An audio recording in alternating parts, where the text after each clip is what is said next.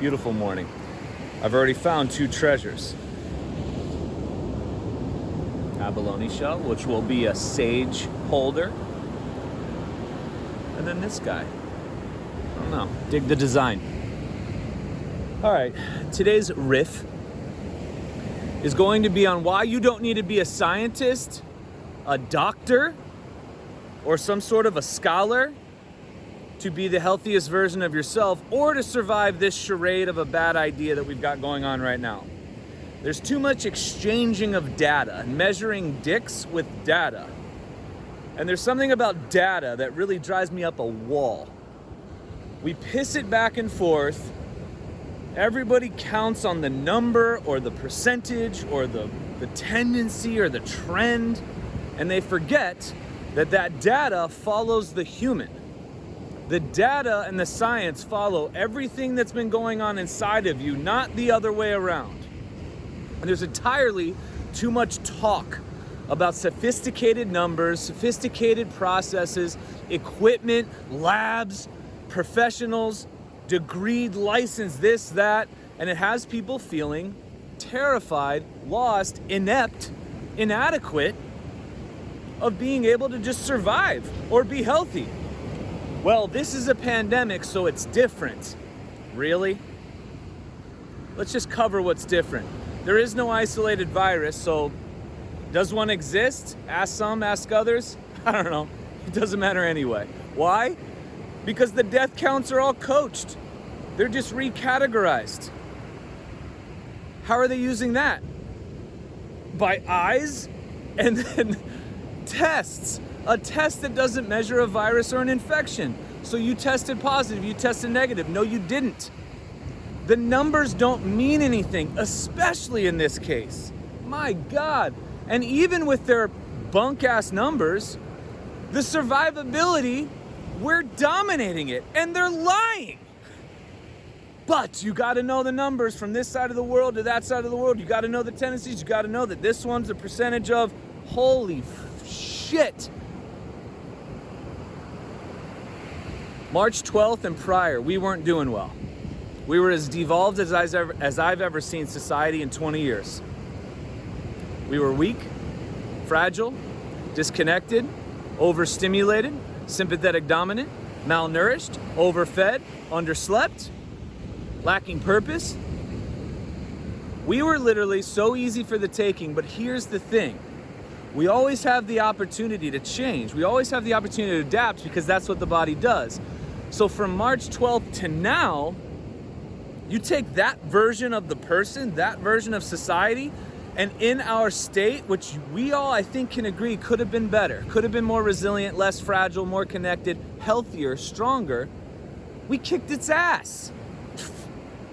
Okay, let's build on that. Let's go with that fact, that data. Let me toss out some data for you to measure.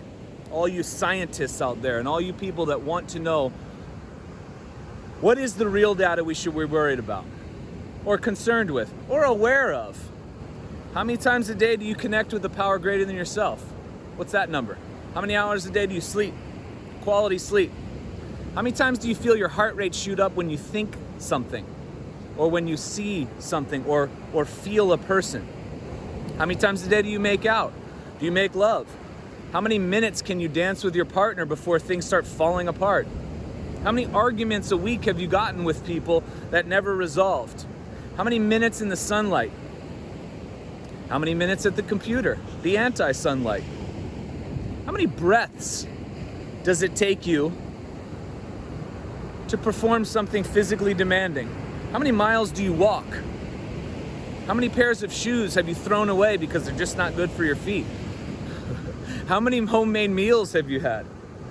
How many conversations with your local farmer have you had? What do you feel is the temperature of your body at certain times of the day? How many shits a day do you take?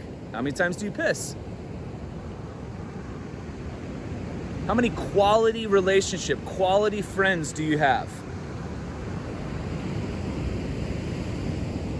How many times can you say you're actually in love with you or in love with something you're doing? Data. How many kids laughing have you heard? How many kids' expressions have you seen? How many times have they seen your expression? I mean, my God.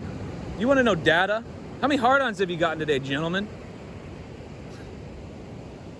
30-year-olds?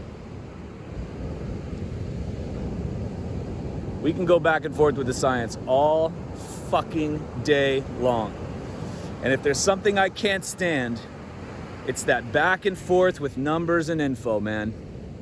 First of all, most of the science is bought by whoever, either side of whatever you're looking at. So, secondly, the human can't be put into a tested, the human can't be measured inside a lab.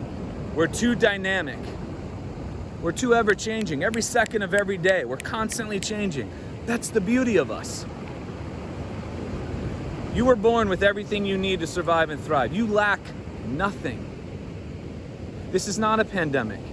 This is an idea of something. It was their worst idea. It's going to be our greatest awakening. We needed a big-ass slap across the face to wake us up from the slumber we had from March 12th all the way back 40 years ago.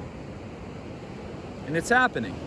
But don't you think for one hot second that you need some medical professional, some degreed scientist, or some flash-in-the-pan statistician to give you the permission to be your healthiest self? We clear on that? I'm gonna go stare at the sun for about 20 to 30 minutes. There's my data marker for the day. Enjoy yourselves. You heal you. Only way it works.